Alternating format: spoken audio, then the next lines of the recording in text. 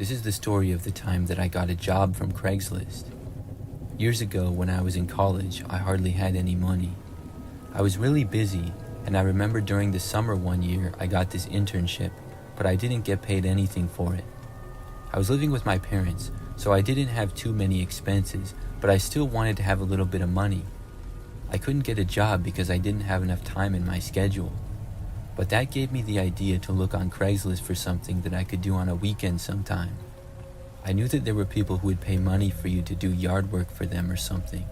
And yard work was exactly the type of thing that I was looking for. I was pretty confident in my skills, and after looking on Craigslist for a couple of days, I saw an ad that interested me. It was a man who said he needed somebody to do quite a bit of work on his property. The job would take several hours at least, but he was willing to pay good money for it. And the guy also said that there was potential that he would need work done again another time. The ad did not have a specific day, but said to contact him for more information. So I reached out, and pretty quickly I got a response. We arranged a meeting of basically a job interview at a local restaurant. The man's name was Robert, and he seemed to be a nice guy. He said that he owned several houses in the general area. Some he was fixing up to sell, and others to rent. He recently bought a house that needed a lot of yard work done to the property. He said that if I wanted, he might need me for another property in the future as well. The man asked me what day I would be available to work, and I told him.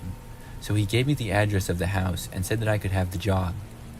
When the date we agreed on several days later came, I drove to the house and got there when I was supposed to. Robert was not there, but he was at another one of his properties. He said that when I was almost done working to text him and he would come by and pay me. Then I started work. The property of the house was a little bit out there in the country. I was supposed to mow the grass, do some weeding, pick up all the tree branches and stuff in the yard, and then plant a bunch of these flowers that the guy had. The yard was pretty large in both the front and backyard, and at the end of the backyard was a large woods. I'm not sure if that was still his property or not, but I believe at least part of it was. It was definitely a lot of work, but I didn't mind it too much. About an hour in, when I was mowing the grass on the guy's riding mower, I saw something off. I was in the backyard and a good distance away from the house, but I saw what looked like a man staring at me from inside a window to the house. It really took me by surprise, because I was under the impression that the house was empty. I thought that maybe someone was renting the place or something like that. As I kept mowing, I looked over a few more times. When I got a little closer, the man suddenly moved away from the window. I didn't get a good look at him, but later on, I remember that I was mowing in the front and I saw him again. He was once more staring in my direction. When we made eye contact, he didn't move away this time. Instead, he continued to stare at me. I had to look away because it was really weird. I tried to just ignore it though. Soon I finished with the lawn and then went on to the gardening. Once more though, as I was doing this, I noticed the guy staring at me. Not too long after that time, I remember that I got a call from the owner of the house.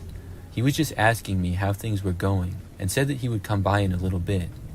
I said that it was going good, but then I decided to ask him if somebody was renting the house. The man said no, the house was currently vacant. I told him how there was a guy inside that kept staring at me. The man told me that he was going to call the police, and he was also going to come over as soon as he could. He recommended that I go to my car and wait in there until the police arrive. I took his advice, and I stopped working and went to my car. I was parked on the side of the street out front, and I kept looking to the windows but no longer saw the man. About 10 minutes later, the police arrived, followed by the homeowner about 2 minutes after that. He opened up the house for the police, and they went inside. About 10 minutes later, they came out and said that the place was empty. The man must have left. I was very confused because I hadn't seen him leave, so it had to be out the back. Robert went inside and said that he saw evidence that somebody else had been there. I didn't go in the house, so I don't know if something was stolen or what, but I was glad that he didn't think I was crazy or making it up. The police looked around the front and backyard briefly and then left. Before Robert left though, he said that he trusted that I would finish and he paid me. I was in fact going to finish, so I stayed there and I continued gardening. I was almost done, and it took me only like 20 or 30 more minutes to finish. When I was done, I was taking the weeds and tossing them in the woods like I was supposed to. As I approached the entrance of the woods, I saw the man again. He was standing pretty deep in the woods, partly behind a tree. I'm not sure if he knew that I saw him or not. I tried to play it off and I calmly walked away. I was really glad that I was done with work. I quickly went to my car and then left. I called Robert and told him that the guy was back. After that, I went home. I'm not sure who that guy was or how he got into the house, but that was a really creepy experience. Many years ago, I used to live in this crappy apartment by myself. I had a 1-bedroom, 1-bathroom unit on the second floor of the building. During the time of this event, I'd been living there for over a year. So one night, I was by myself, and I had been home for several hours. It was about 9 o'clock at night or so, and I was hanging out in the living room. I remember that I kept hearing the sound of somebody walking down the hallway. Like I said, the apartment was not the nicest, and it was kind of old, so the walls were pretty thin, and you could hear whenever somebody walked down the hallway. But it wasn't a big problem, because the building was usually pretty quiet, and there were maybe 10 or 12 units total on my floor, so it didn't happen very often where people would walk by. But I seemingly heard somebody walk back and forth down the hallway about 10 times in the span of like 5 or 10 minutes. After hearing this person walk by, I got curious as to what was going on. I got up and walked over to my door, and then looked out of the peephole. After looking out for maybe 10 seconds, I heard footsteps. Then I saw a man walk down the hallway right past my door. He was kind of tall, thin, and had sort of long hair, and I didn't recognize him as anybody who lived there, but I figured that he probably did. After walking past my door, he went down the hallway.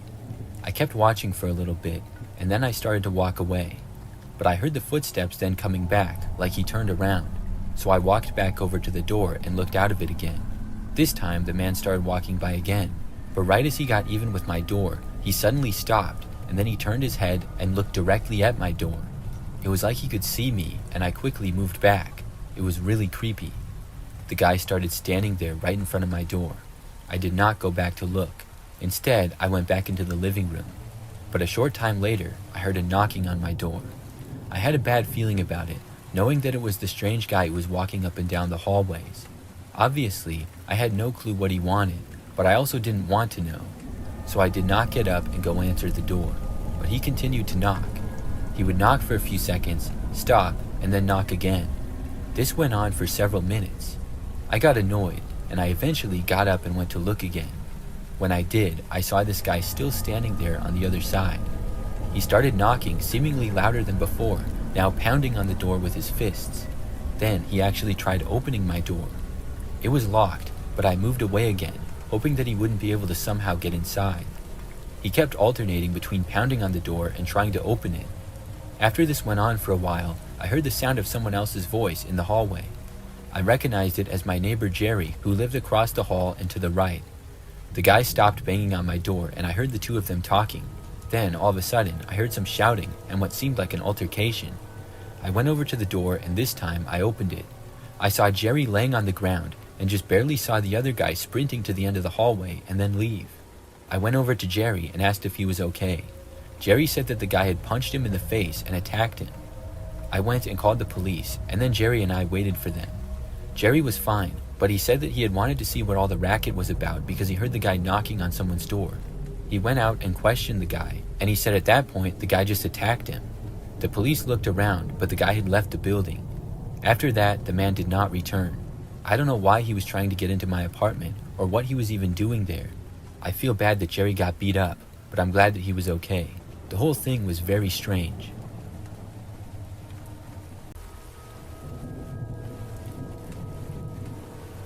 Several years ago, I moved into a new apartment. This one was nicer than the previous apartment that I had been living in, and I was excited to live there. I got a 1-bedroom place on the first floor of the building in an apartment complex that had a few different buildings.